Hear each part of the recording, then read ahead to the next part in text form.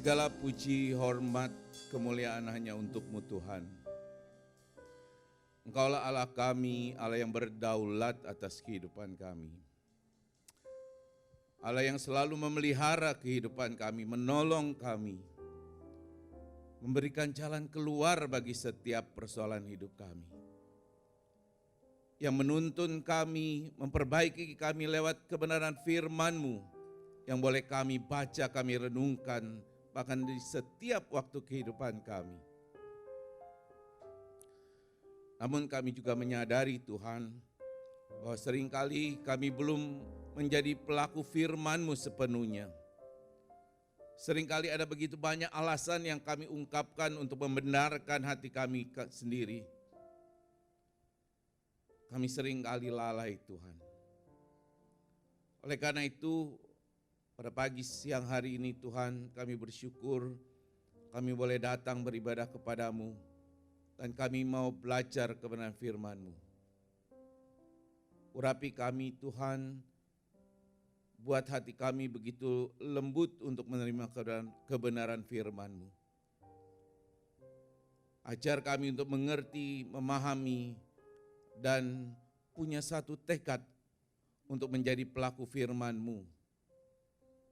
Urapi hamba-Mu juga yang penuh dengan kelemahan dan kesalahan ini. Kuasai mulut lidah bibir hamba supaya boleh menyampaikan kebenaran firman Tuhan saja. Kami mau serahkan waktu yang singkat ini untuk ke dalam tangan Tuhan. Di dalam nama Tuhan Yesus kami berdoa. Yang siap belajar firman Tuhan sama-sama katakan amin. Silakan duduk Bapak Ibu Saudara yang dikasihi Tuhan. Shalom. Selamat hari Minggu penuh sukacita hari ini, ya. Puji Tuhan. Baik, Bapak Ibu Saudara yang dikasihi Tuhan, seperti yang minggu lalu sudah disampaikan oleh Bapak Gembala, bahwa sepanjang bulan ini kita akan belajar membahas tema pertumbuhan rohani. Fokusnya tentu adalah bagaimana kita sebagai anak-anak Tuhan, sebagai jemaat Kristus harus bisa memastikan bahwa iman kita itu bertumbuh. Iman kita itu bertambah maju. Dengan cara apa? Sepanjang bulan ini kita akan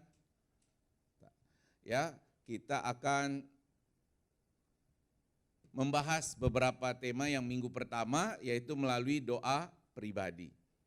Minggu kedua kemarin kita sudah belajar bertumbuh di dalam firman. Dan minggu ini kita akan membahas bagaimana kita menghidupi firman Tuhan dalam kehidupan kita sehari-hari.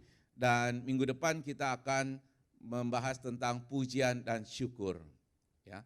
Nah, menghidupi firman Tuhan dalam kehidupan kita sehari-hari, itulah tema khotbah pada pagi hari ini. Nah, oleh karena itu mari saya ajak Bapak Ibu Saudara kita membuka firman Tuhan, Alkitab kita. Dari Yakobus pasal yang pertama, kita akan bahas dari ayat 22 sampai 25, mungkin juga nanti ada 21-nya. Tapi kita akan baca dan kita akan membahasnya ayat demi ayat. Kita baca dulu yang pertama dari Yakobus pasal pertama ayat ke-22. Kita baca bersama-sama ya. Bersama-sama dengan suara yang keras, buka suaranya, kita baca sudah tertera di depan. Ya, dari terjemahan baru, bukan jilid kedua tapi edisi kedua. Ya, kita baca sama-sama. 2, 3, mulai. Tetapi hendaklah kamu menjadi pelaku firman dan bukan hanya pendengar saja. Sebab jika tidak demikian kamu menipu diri sendiri. Ya. Nah, lewat ayat ini Bapak Ibu Saudara yang dikasihi Tuhan, kita diajarkan bahwa kita mendengar supaya melakukan firman Tuhan. Sekali lagi, kita mendengar supaya melakukan firman Tuhan itu. Seringkali kita mendengarkan firman Tuhan, khotbah, bahkan mendengarkannya dengan fokus sepenuh hati gitu ya. Sebenarnya tidak akan bermanfaat bagi kita kalau tidak disertai dengan tindakan melakukan apa yang kita dengar itu. Sekalipun mungkin kita mendengar khotbah setiap hari Minggu, bahkan setiap hari dalam seminggu. Bahkan mungkin pengkhotbahnya orang-orang yang hebat, top, terkenal. Atau bahkan mungkin pengkhotbahnya malaikat surga sendiri. Mungkin ya. Nah, tapi kalau kita hanya mendengar dan tidak kita pernah melakukan, maka hal itu sebetulnya tidak ada manfaat. Apalagi untuk memberikan pertumbuhan bagi iman kita. Iman kita tidak akan pernah menjadi dewasa kalau kita hanya sekedar mendengar firman. Nah, Tuhan Yesus berkata, bukan setiap orang yang berseru kepadaku, Tuhan, Tuhan, akan masuk ke dalam kerajaan surga. Melainkan dia yang melakukan kehendak Bapa-Ku di surga. Jadi kalau kita hanya berhenti mendengar firman tanpa melakukannya, maka itu tidak akan membuat kita masuk ke dalam surga. Dan lagi dikatakan di dalam 1 Yohanes 2 ayat 17, dan dunia ini sedang lenyap dengan keinginannya, tetapi orang yang melakukan kehendak Allah tetap hidup selama-lamanya. Jadi siapa yang akan hidup selama-lamanya? Itu adalah orang yang melakukan firman Tuhan. Nah, oleh sebab itu Rasul Yakobus, Bapak Ibu Saudara, sangat menegaskan hal ini tanpa diragukan lagi, tidak bisa tawar-tawar lagi bahwa kita harus melakukan apa yang kita dengar. Sekali lagi, kita harus melakukan apa yang kita dengar. Nah, sayangnya Bapak Ibu Saudara, banyak orang-orang Kristen yang berpikir, bagi saya mendengar firman-Nya aja udah cukup. Ya, bagi saya mendengar firman saja sudah cukup. Nah, pertanyaan buat kita, apakah mungkin selama ini kita punya pikiran yang sama? Ya, yang penting udah ke gereja lah, yang penting udah dengar khotbah lah. Ya, udah lebih dari cukup, udah selesai. Berhenti sampai di situ. Kita seringkali hanya hatinya senang dengan penghiburan ketika mendengar firman Tuhan yang menguatkan. Selesai sampai di situ. Tanpa kita mau usaha, bagaimana kita mau implementasikan, bagaimana kita mau menerapkan, bagaimana kita mau melakukan firman yang kita dengar. Tapi ada orang pada suatu ketika diskusi sama saya, dia bilang begini, tapi kan Pak ada tertulis, ya ada tertulis bahwa manusia tidak hidup dari roti saja, tetapi dari firman yang keluar dari mulut Allah. Atau firman Allah itu menjadi makanan, bukan roti aja yang membuat kita hidup, tapi makan firman Tuhan. Makan firman Tuhan berarti mendengarkan firman Tuhan. Iya, tetapi bukankah Yesus juga berkata bahwa yang berbahagia ialah mereka yang mendengar firman Allah. Tadi di depan sudah dibacakan oleh Diakon Monci. Ya, dan memeliharanya. Nah, kata memeliharanya itu saudara dalam bahasa aslinya adalah fulasso. Fulasso yang artinya melakukan. Jadi bukan cuma memelihara, menjaga-jaga, tapi melakukan itu yang pertama, yang pentingnya. Justru jadi firman Tuhan itu menjadi yang berbahagia ialah mereka yang mendengarkan firman dan melakukannya. Nah, ini menjadi satu hal yang penting Bapak Ibu Saudara untuk kita betul-betul menyadari bahwa mendengar saja tidak cukup, tetapi harus juga melakukannya. Seorang penulis bernama Richard Baxter, dia berkata, harus ada pengamalan, ya, pengamalan di dalam batin dengan merenung dan pengamalan dalam bentuk perbuatan yang bisa dilihat bila kita memang sungguh-sungguh mau taat kepada firman Tuhan. Jadi ada dua langkah, saudara. Yang pertama pengamalan di dalam batin, artinya perenungan, direnungkan, dibaca, direnungkan. Yang kedua adalah pengamalan dalam perbuatan. Itu yang menunjukkan kita taat kepada firman Tuhan. Nah, oleh karena itu biarlah ini menjadi statement kita pribadi. Ya, sama-sama kita baca. 2, 3 mulai. Aku untuk, sekali lagi ya, 2, 3 mulai. Aku untuk menghidupinya. Jadi aku mendengar firman Tuhan untuk menghidupinya. Bukan aku mendengar firman Tuhan buat berdebat atau berdiskusi, bukan. Bukan cuma sekedar knowledge, pengetahuan, bukan. Tapi aku mendengar firman Tuhan untuk menghidupinya. Ya, menghidupinya. Nah, dari ayat yang menjadi pokok bahasan firman Tuhan hari ini, Yakobus pasal 1 ayat 22, kita mengerti bahwa saudara, bahwa orang yang hanya mendengar itu berarti menipu dirinya sendiri. Kan tadi firman Tuhan bilang begitu ya.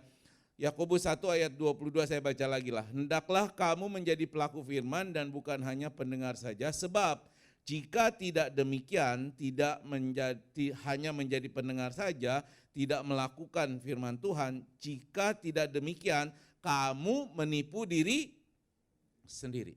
Jadi kalau kita tidak menjadi pelaku firman, hanya menjadi pendengar saja, kita ini lagi menipu diri kita sendiri. Ya, menipu diri sendiri dalam bahasa aslinya itu disebutnya agak susah nih ya, paralogizomenoi. Agak susah tuh bahasanya. Tapi artinya begini saudara, artinya adalah mencari-cari alasan. Artinya mencari-cari alasan untuk pembenaran bagi dirinya sendiri. Jalan pikiran mereka itu jelas-jelas sudah menipu diri mereka sendiri. Kalau mereka udah mulai mikirnya, oh dengar firman Tuhan ya udah cukup nggak usah dilakukan. Nah itu udah lagi menipu diri sendiri tuh. Ya, menipu diri sendiri atau mencari-cari alasan untuk tidak melakukan firman Tuhan. Ya, yang penting saya udah dengar ya udah ya, nanti prakteknya nantilah lihatlah. Ya, kadang-kadang kita juga suka begitu, mungkin ya barangkali. Ada kita kesel sama orang, ya, sakit hati sama orang. Firman Tuhan bilang apa? Ampuni. Betul ya? Ampuni. Tapi begitu, ya dong, ampuni dong, maafin dia. Iya, oke sih, tapi enggak gampang loh, susah loh. Saya udah ditipu, udah sakit hati banget loh. Jadi pembenaran diri sendiri. Padahal firman Tuhan itu tidak ada pakai tapinya. Kalau firman Tuhan katakan ampuni dia, ya sudah ampuni, enggak pakai tapi-tapi. Ya mudah, memang tidak, tapi harus kita lakukan supaya kita bisa menjadi pelaku firman Tuhan. Nah, oleh karena itu janganlah kita punya pikiran bahwa kita hanya cukup mendengar tapi kita tidak melakukan. Mendengar firman aja udah lebih dari cukup, berarti kita bebas dari melakukan firman Tuhan. Nah, ini adalah menipu diri sendiri atau menyesatkan diri kita sendiri. Nah, Bapak Ibu Saudara yang dikasihi Tuhan, banyak orang Kristen tahu firman Tuhan. Banyak orang Kristen tahu apa yang harus dilakukan, betul ya? Sebagai anak Tuhan setiap pagi, tahukah kita buat apa? Halo? Bangun tidur. Saat teduh berdoa atau lihat handphone? Lihat handphone. Lihat handphone. Ya. Kok lihat handphone? Iya, baca Alkitab, baca renungan. Boleh ya? Boleh, enggak apa-apa kok, enggak apa-apa, ya. Habis itu kita berdoa. Setelah itu nah, habis itu ngapain tuh ya? Udah berangkat kerja, habis di tempat kerja ya. Kemudian ada yang bingkil jengkel di jalan, emosi, marah. Iya. Habis marah terus firman Tuhan bilang apa? Jangan biarkan amarahmu, gitu kan? Iya. Terus kita meredam gak? Saya juga suka marah. Ya, tapi ingat-ingat firman Tuhan, ya jangan dipelihara lah marahnya. Berarti kita mulai mempraktekkan firman Tuhan. Sampai di tempat kerja kita melakukan aktivitas, kerjanya santai-santai, males-malesan. Enggak cocok dengan firman Tuhan. Ya, firman Tuhan katakan lakukanlah seperti engkau lakukan buat Tuhan. Lakukan yang terbaik. Itu praktek. Ya, itu praktek. Nah, kadang memang banyak orang ya, saudara, firman Tuhannya luar biasa, dihafal luar kepala banyak, tapi seringkali dia cukup tahu tapi dia tidak pernah melakukan. Ya, saya pengen memberikan satu analogi supaya kita lebih paham ya, bahwa kalau kita tidak melakukan firman Tuhan, saudara, kita tidak akan mengalami kemajuan iman. iman kita tidak akan menjadi dewasa. Bahkan yang ada adalah kita akan mengalami kemerosotan iman. Sehingga kualitas kita sebagai anak Tuhan itu makin lama makin rusak. Bukan cuma merosot tapi makin rusak. Ya, tidak ada perkembangan. Saya mau analogikan begini. Sepanjang minggu kemarin saya kebetulan ditugaskan untuk mereview satu cabang bisnis di perusahaan tempat saya bekerja sekarang ini, ya, mereview cabang tersebut. Nah, sepanjang tahun yang lalu, karena ini sudah berdirinya 10 tahun cabang ini sebenarnya, prestasinya luar biasa saudara. Bahkan pernah mencapai prestasi penjualan itu di atas 15 juta US dollar per tahunnya. Bahkan tahun 2020-2021 masa-masa pandemi performance-nya masih cukup bagus di atas 10 juta US dollar. Tapi tahun 22 ini merosot dan terus merosot sampai di semester pertama tahun ini hampir dibilang terjun bebas. Ya, setiap bulan hanya 200.000 US dollar, berarti setahun cuma 2,4 juta US dollar. Maka dikirimlah saya ke sana untuk mereview apa yang salah, ya, apa yang menjadi masalahnya. Ya singkat cerita lah ya, kalau panjang-panjang ntar saya cerita seminggu jadi lama ya. Jadi singkat ceritanya gini, sampai di sana saya turun bersama country manager didampingi oleh managing director untuk negara tersebut. Dan beberapa teman-teman dari orang IT juga untuk diminta mereview sistem kerjanya.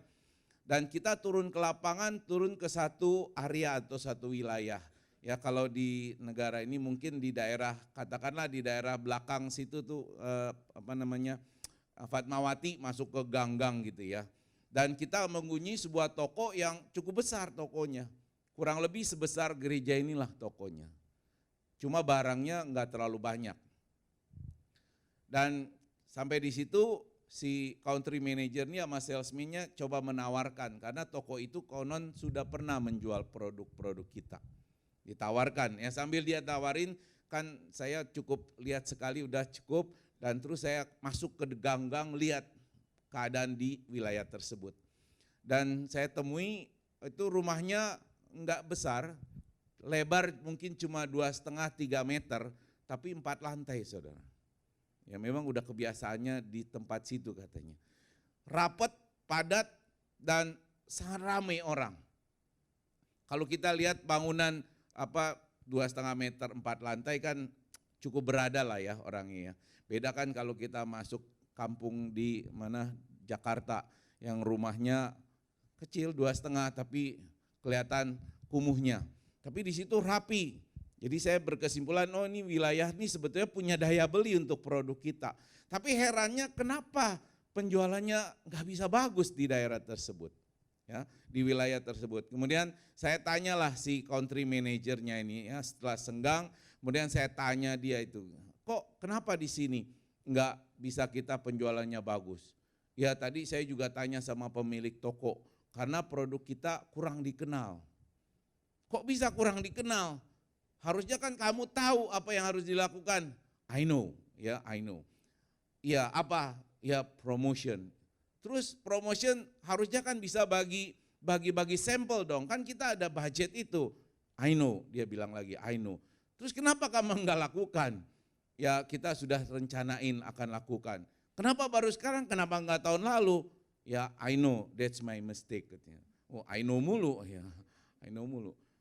Terus kejar lagi, kenapa kok bisa begitu? Ya dia bilang actually kita kehabisan budget. Kehabisan budget, kamu kan harusnya tahu kalau kehabisan budget kan bisa propose kan. Yes I know lagi dia jawabnya. Ya kenapa enggak diajukan? Bikin gemes kan ya. Dikasih tahu apa I know, dikasih tahu ini I know, tapi enggak dilakukan. Itulah yang akibatnya apa? Membuat enggak ada kemajuan. Harusnya kan saya bilang kamu tuh di kantor, tadi saya lihat di kantor udah bikin banner berdus-dus. Ya I know lagi. Harusnya kan kamu bawa tadi pasang di sini. Oh iya ya. Kan bingung kan? Ya, harusnya kan kamu tahu bisa pasang di sini.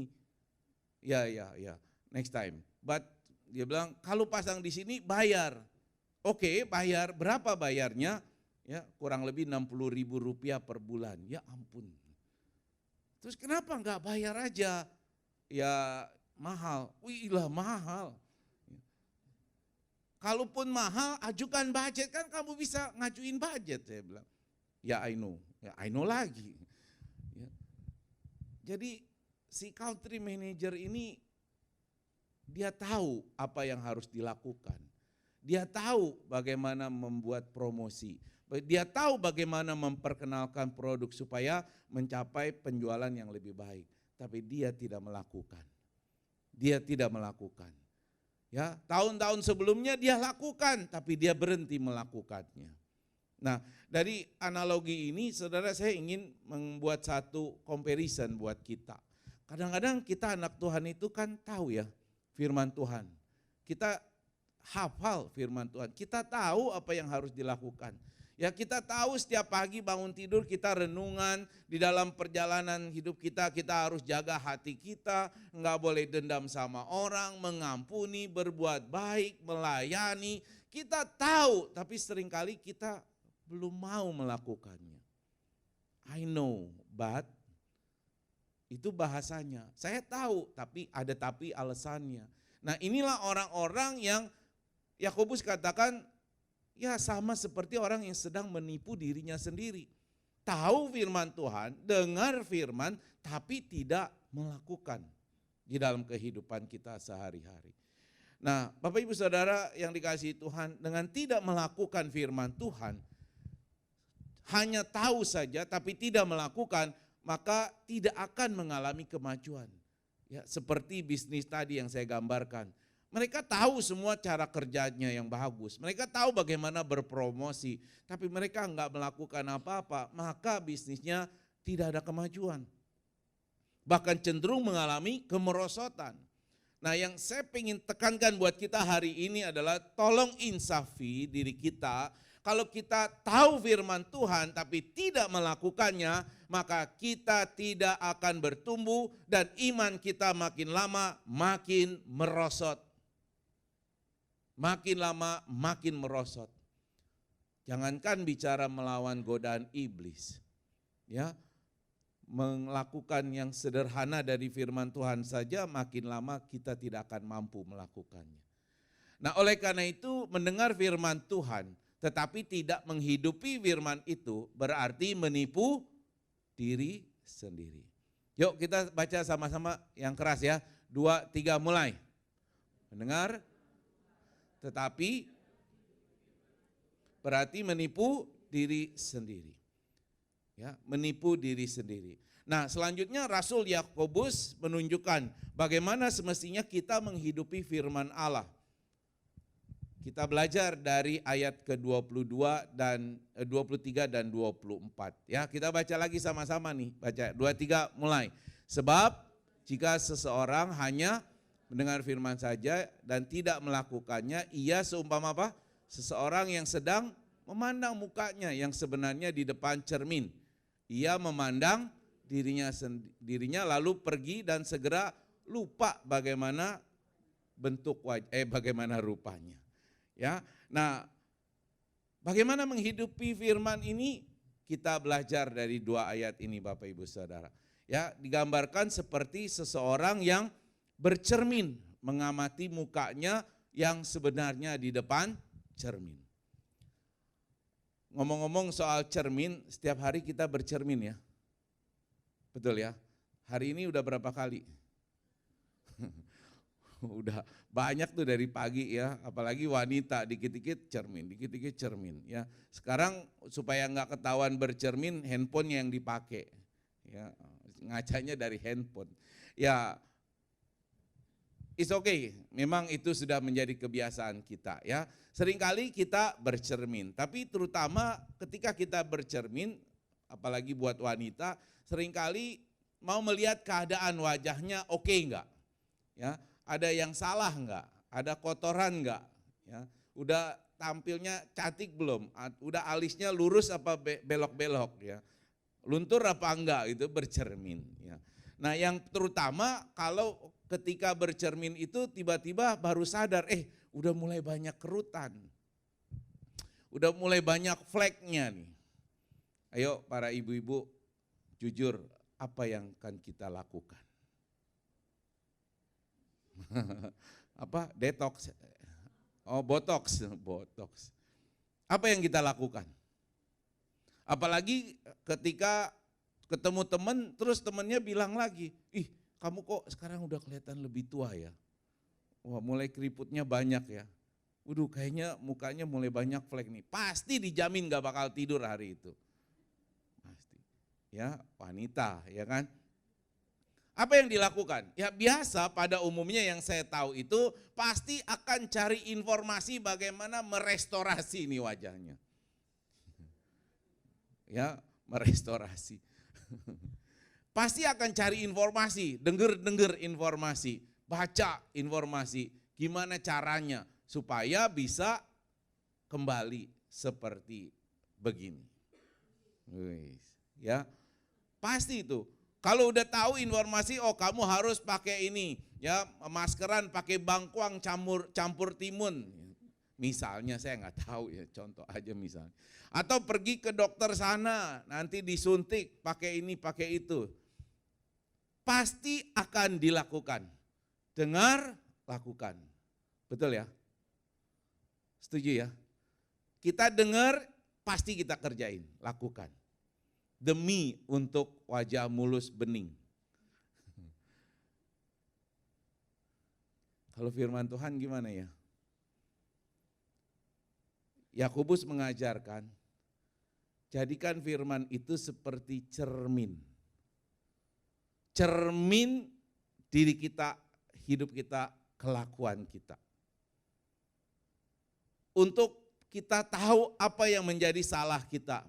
Apa yang menjadi kebobrokan diri kita. Bagaimana rusak hati dan pikiran kita. Harusnya firman Tuhan itu dijadikan cermin untuk melihat diri kita. Nah, tapi seringkali kan gitu ya, kalau udah firman Tuhannya keras, tajam, pedes, nusuk gitu, kita udah lupain aja lah. Gitu. Ya itu ibaratnya kita bercermin, habis itu pergi dan lupa wajahnya tadi seperti yang Yakobus katakan. Padahal kalau ada flek jerawat kerutan gini nih kita nggak inget terus seumur hidup nih, nggak akan berhenti kalau nggak beres itu urusannya. Kenapa kita nggak coba jadikan Alkitab itu seperti cermin yang mau merestorasi diri kita? Dengan apa? Lakukan. Ya, do something, lakukan, kerjakan apa yang menjadi ungkapan atau diungkapkan oleh firman Tuhan itu untuk diri kita sendiri. Nah, Rasul Paulus saudara di dalam Roma 7 ayat 9 pernah bilang begini, dahulu tanpa hukum Taurat aku hidup. Ya artinya enggak ada hukum Taurat, Rasul Paulus hidup dan dia merasa hidupnya baik-baik saja. Dia menganggap dirinya udah benar dan menganggap dirinya udah bersih. Bukan cuma itu, dia menganggap dirinya tuh hebat karena dia orang pinter, dia terpelajar, terdidik. Kalau dibandingkan dunia, dia orang yang hebat. Sebelum dia mengerti hukum Taurat. Namun dikatakan di ayat itu, sesudah datang perintah itu dia bayangkan sebagai cermin hukum yang dihadapkan ke muka dia. Maka dikatakan berikutnya, dosa mulai hidup. Sebaliknya aku mati. Dalam pengertian dia sudah bisa melihat noda diri dia sudah melihat apa dosa dia, apa kekurangan dia, apa kejelekan dia. Sehingga dia merasa dia betul-betul orang yang kotor. Dan dia merasa seperti dalam keadaan mati dan terkutuk.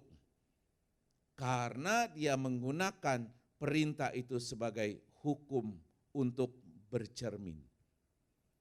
Saudara, kapan terakhir firman Tuhan itu menohok kita?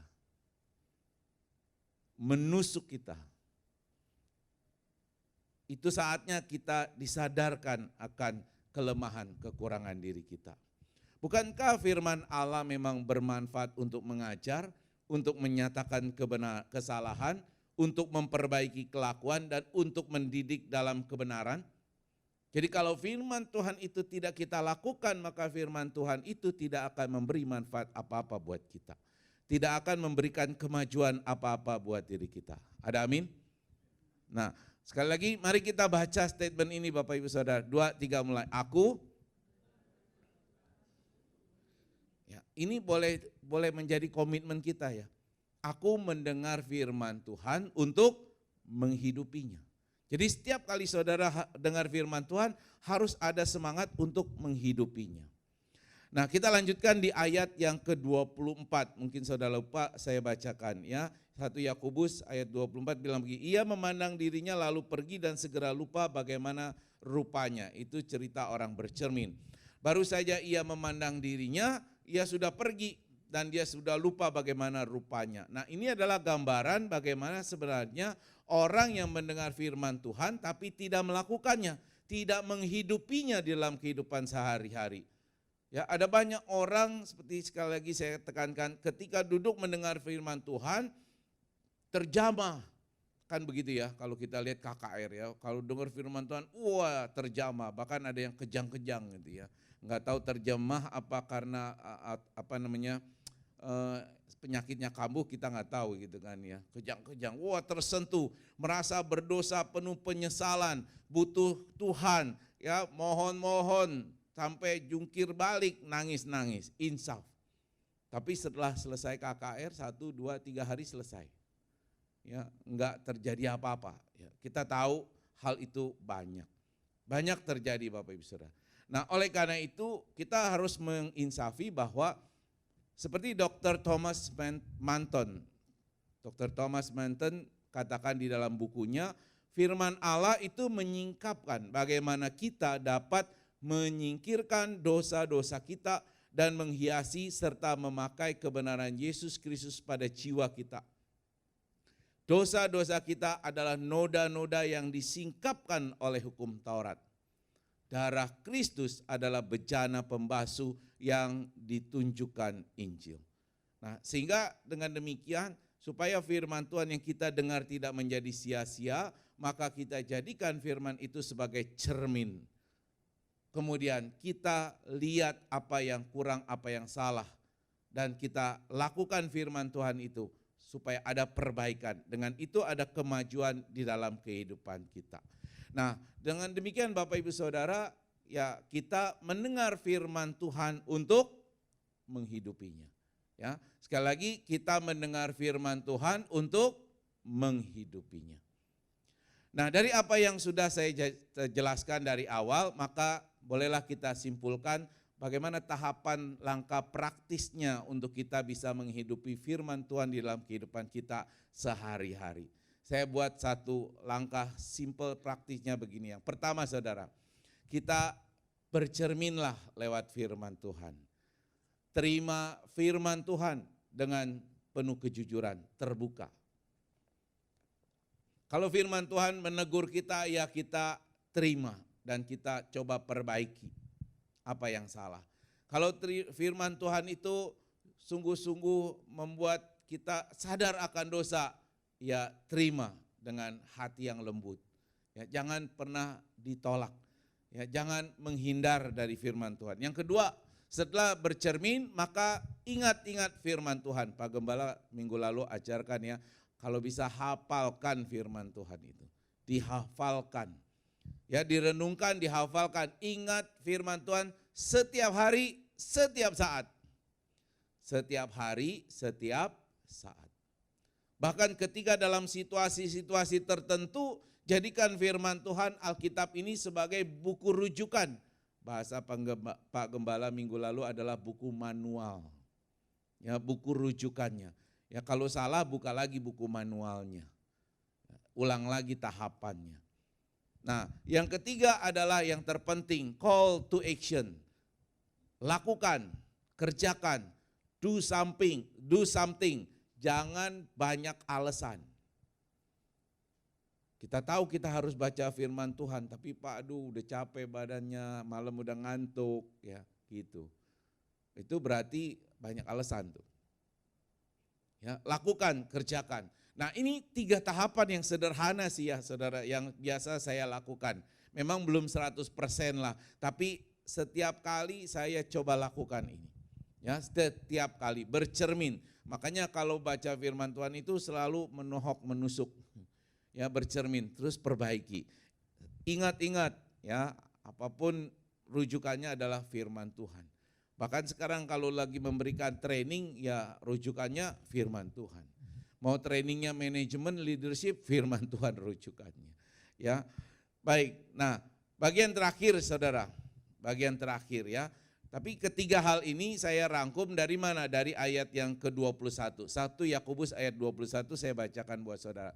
Sebab itu buanglah segala sesuatu yang kotor dan kejahatan yang begitu banyak itu, dan terimalah dengan lemah lembut firman yang tertanam di dalam hatimu, yang berkuasa untuk menyelamatkan jiwamu. Ya, 3 tahapan itu saya rangkum dari ayat ini Bapak Ibu Saudara. Baik, bagian terakhir ya, bagian terakhir di ayat yang ke-25. Kita sama-sama baca yuk, 2, 3 mulai. Namun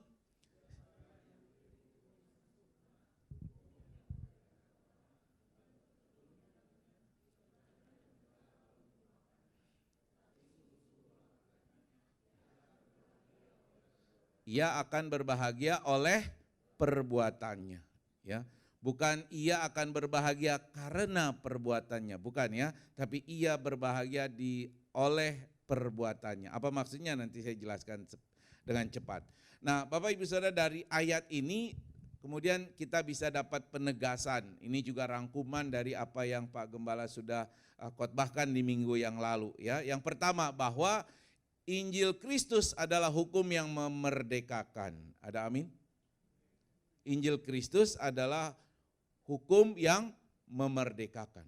Hukum yang membebaskan dari hukum orang Yahudi, bangsa Yahudi. Dan membebaskan dari dosa dan kesalahan. Membebaskan kita juga dari murka dan maut. Kalau namanya hukum keupacaraan itu huk perbudakan, kalau kita baca di dalam Alkitab ya. Sedangkan Injil Kristus itu adalah hukum yang memerdekakan. Makanya Galatia 5 ayat 1 mengatakan supaya kita sungguh-sungguh merdeka, Kristus telah memerdekakan kita. Karena itu berdirilah teguh dan jangan mau lagi dikenakan huk perhambaan. Jadi ketika kita mendengar Injil berarti kita mendengar kabar baik yang akan memerdekakan kita dan orang-orang di sekeliling kita dari hukuman, dari maut, ya, dari kuk perhambaan. Karena Injil Kristus adalah Injil hukum yang memerdekakan. Yang kedua, Injil Kristus adalah hukum yang sempurna. Tidak bisa ditambah-tambah lagi, tidak perlu ada tambahan apapun, sudah sempurna. Matius 5 ayat 19 katakan Tuhan Yesus berkata, karena itu siapa yang meniadakan salah satu perintah hukum Taurat, sekalipun yang paling kecil dan mengajarkannya demikian kepada orang lain, ia akan diberi tempat yang paling rendah di dalam kerajaan surga. Tetapi siapa yang melakukannya dan mengajarkannya, ia akan diberi tempat yang tinggi di dalam kerajaan surga. Gak boleh ditambah, apalagi dikurangi. Ya. Dan kita harus melakukan, melaksanakan, dan mengajarkannya. Karena kita akan diberikan tempat yang tinggi di dalam kerajaan surga. Yang ketiga saudara, dari ayat tersebut, dalam mendengarkan firman, kita meneliti hukum yang sempurna itu. Kita cari nasihat, kita jadikan referensi, kita minta bimbingan ya dari firman Tuhan. Ketika kita meneliti, maka kita mendapatkan pencerahan, ya, mendapatkan satu tambahan wawasan, mendapatkan kesadaran, supaya dari itu kita dapat menilai diri kita menjadi lebih baik. Makanya 10 tahun yang lalu ketika membaca Alkitab ayat yang sama dengan 10 tahun yang sekarang membaca dan menilainya mestinya ada berbeda. Pemahamannya, sudut pandangnya, dari kedewasaannya harus jadi berbeda. Ya, makanya Alkitab kita ini adalah kekal selamanya. Dari dulu sekarang nggak ada yang pernah berubah. Isinya, tapi pemahaman kita yang harus semakin berubah. Seiring dengan meningkatnya kedewasaan iman kita. Yang keempat, kita harus terus mempelajari. Kalau kita bilang meneliti hukum yang memerdekakan tadi, maka kita harus mempelajari. Dengan apa? Bertekun di dalamnya. Ya, bertekun di dalamnya. Kalau kita terus tinggal di dalamnya, kita bertekun di dalamnya sampai hukum itu sendiri mewujud dalam kehidupan rohani kita, dia akan tertanam, tercerna di dalam diri kita dan secara langsung dia akan mendorong perilaku kita menjadi pelaku-pelaku hukum atau firman itu. Ini adalah hasil penelitian dari Baxter tadi, saudara. Ya, Thomas Baxter. Nah, maka dari itu kita harus terus merenungkan firman Tuhan. Apabila kita tidak melupakan firman Tuhan, kita melaksanakannya ya sebagai pekerjaan dan urusan kita setiap hari, kita concern, kita tempatkan dia menjadi prioritas, menjadi pedoman bagi kehidupan kita, maka dikatakan kita akan berbahagia dalam perbuatan-perbuatan kita itu. Ya. Dan yang terakhir, orang yang berbuat demikian, bertekun di dalam firman, merenungkannya dan melakukannya, maka dikatakan sudah dan akan berbahagia oleh perbuatannya. Jadi kalau kita melakukan firman Tuhan, maka kita akan sudah jadi orang yang berbahagia, saudara. Hidup kita diberkati di dalam setiap langkah kehidupan kita. Nah, Mazmur 1 ayat 1 sampai 2, berbahagialah orang yang tidak berjalan menurut ajakan orang fasik, yang tidak berdiri di jalan orang berdosa, yang tidak duduk dalam komplotan pencemooh, tapi yang kesukaannya ialah Taurat Tuhan dan yang merenungkan Taurat itu siang dan malam. Nah, ayat ini konon menjadi rujukan dari Rasul Yakobus dalam menulis ayat ini, Bapak Ibu Saudara. Ya, orang yang merenungkan Taurat Allah dan berjalan menurutinya, kata sang pemazmur, apa saja yang dibuatnya berhasil. Hidupnya diberkati. Pertanyaannya kembali, apakah saudara ingin jadi orang yang hidupnya diberkati? Kayaknya enggak serius ini. Amin. Kayaknya ragu-ragu nih. Apakah saudara ingin jadi orang yang apapun yang kita kerjakan dibuat berhasil? Ya, kalau itu adalah semangat kita, maka kita harus melakukan firman Tuhan. Bukan melakukan firman Tuhan maka hidup kita dibuat berhasil, bukan saudara. Perhatikan, bukan kita melakukan firman Tuhan lalu akibatnya hidup kita diberkati, bukan. Kita melakukan firman Tuhan dan dengan itu kita diberkati. Bukan setelah melakukan yang baik baru diberkati. No, ya kita melakukan yang baik maka kita sudah diberkati. Ya, kita melakukan yang baik kita sudah diberkati.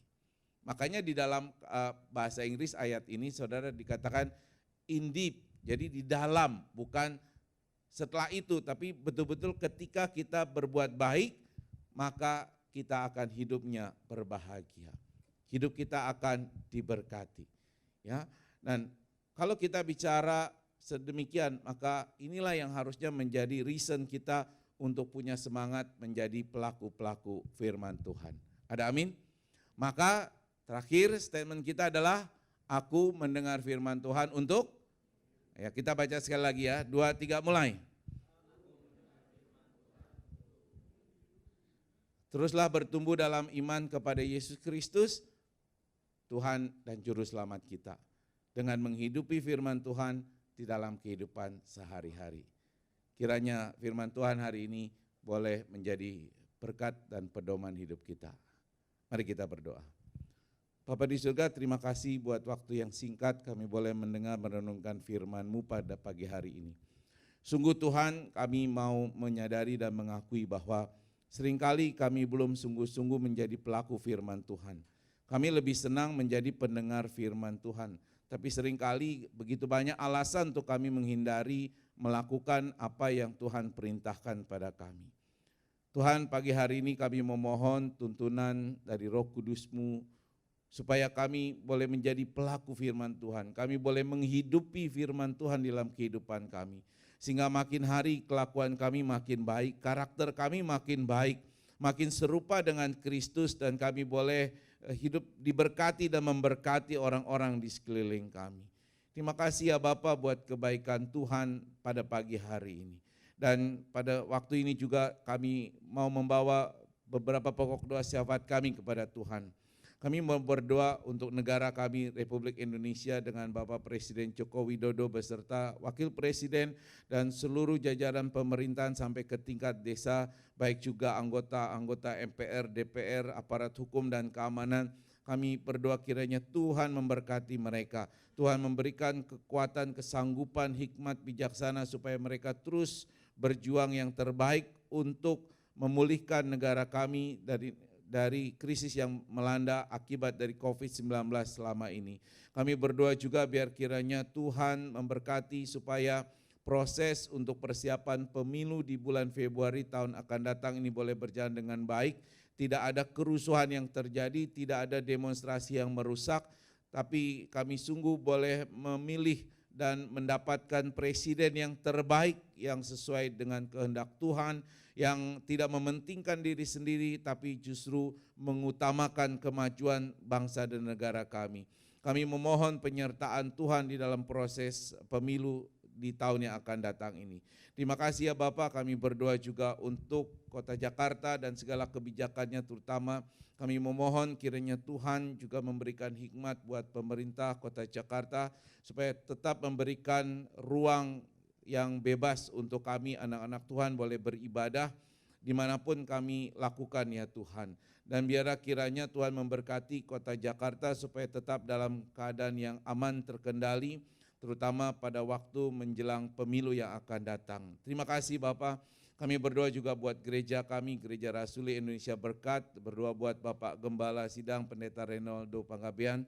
Kiranya Tuhan berkati supaya apa yang dilakukannya Tuhan buat berhasil, terutama studinya yang akan menjelang akhir dan dia boleh selesaikan di tahun yang akan datang. Tuhan berkati pelayanannya, Tuhan pakai dia menjadi berkat bagi banyak orang dan kemuliaan bagi nama Tuhan. Kau berkati juga istri yang mendampingi, berikan dia Tuhan hati yang penuh bijaksana dan juga berkati apa yang dikerjakannya supaya Tuhan buat berhasil di dalam nama Tuhan Yesus. Berkati anak-anaknya Tuhan yang jauh dari mereka, dimanapun mereka berada, proteksi dari Tuhan, perlindungan, penyertaan Tuhan selalu menyertai mereka. Berkati juga untuk Bapak Wakil Gembala Pendeta Horasiaan beserta istri dan anak-anak, Tuhan berkati apapun yang menjadi pergumulan mereka, Tuhan yang memberikan jalan keluar. Berkati juga apa yang menjadi kebutuhan jasmani mereka. Berkati pelayanannya Tuhan supaya juga dia boleh semakin Engkau pakai untuk memuliakan nama Tuhan. Berkati setiap majelis, para pengurus, juga pekerja yang melayani di tempat ini, Tuhan Kau berkati dengan berkat melimpah di dalam pekerjaan mereka, sukacita, damai sejahtera ada senantiasa di dalam kehidupan mereka dan keluarga mereka. Berdoa buat pertumbuhan jemaat kami, Gereja Rasul Indonesia Berkat, ya Tuhan berikan berkat bagi kami semua jemaat-jemaat-Mu di tempat ini, khususnya berikan juga kami hikmat dan juga semangat untuk membangun jemaat-Mu di tempat ini, secara kualitas dan juga secara kuantitas. Kami tahu Tuhan itu semua tidak menunjukkan besarnya gereja kami, tidak menunjukkan kualitas ataupun kebaikan dari gereja. Tapi kami percaya Tuhan ketika lebih banyak jemaat Tuhan yang Tuhan percayakan bagi kami boleh bertumbuh Tuhan. Semakin kami boleh menjangkau lebih banyak orang, semakin kami boleh memuliakan nama Tuhan. Terima kasih Bapak, kami berdoa juga buat kebutuhan dana baik operasional maupun untuk renovasi lanjutan dari gereja kami. Kami berdoa juga untuk pembelian lift Tuhan, biar kiranya Tuhan menolong supaya pada waktunya kami boleh mencukupkan segala kebutuhan dana operasional dan untuk renovasi ini tepat pada waktunya. Kami mohon pertolongan dari Tuhan. Kami berdoa juga buat petugas penata layanan yang melayani hari ini, baik worship leader, para singer, para imam musik, penerima jemaat juga yang memimpin, yang mengendalikan multimedia, penerima tamu, dan juga untuk membawa kolektan sebentar. Kiranya Tuhan berkati apa yang mereka sudah lakukan supaya boleh menyukakan hati Tuhan. Terima kasih Bapak. Pergumulan jemaat yang sedang mencari pekerjaan, Saudara Ayes, Bapak Lito Espiritu, Bapak Ivan Putuhena, kiranya Tuhan yang menolong supaya mereka boleh mendapatkan pekerjaannya secepatnya Tuhan, yang cocok, yang terbaik sesuai dengan kehendak dan rencana Tuhan. Dan biarlah kiranya Tuhan juga memberikan mereka keteguhan hati supaya tidak putus asa di dalam mengalami kesulitan ini, tapi mereka boleh semakin imannya semakin kuat dan boleh melihat Tuhan menolong mereka di dalam persoalan hidup mereka. Berkati juga bagi mereka yang dalam pemulihan kesehatan maupun yang dalam keadaan sakit, Tuhan berkati mereka semua satu persatu supaya mereka boleh kembali pulih seperti sedia kala ya Bapak. Kami berdoa juga untuk yang berulang tahun, khususnya untuk Ibu Ori Khairupan, Ibu Linda Panggabean, Ibu Tia Ko Janso, serta Ibu Angeline Pinontoan. Tuhan, terima kasih buat pemeliharaan Tuhan dalam kehidupan mereka sejauh ini, dan biarlah di hari ulang tahun mereka tahun ini, mereka boleh penuh sukacita merayakannya, dan mereka menyadari akan pemeliharaan Tuhan dan menaruh harapannya akan pertolongan Tuhan di hari-hari yang akan datang. Apapun yang menjadi cita-cita, harapan, dan pergumulan mereka, kiranya Tuhan yang mengulurkan tangan untuk menolong mereka. Terima kasih ya Bapak, kami berdoa juga untuk kota Yerusalem, bangsa Israel, kiranya damai sejahtera Tuhan turun ke atas kota Yerusalem, dan juga Tuhan selalu menolong menyertai bangsa Israel, umat pilihan Tuhan.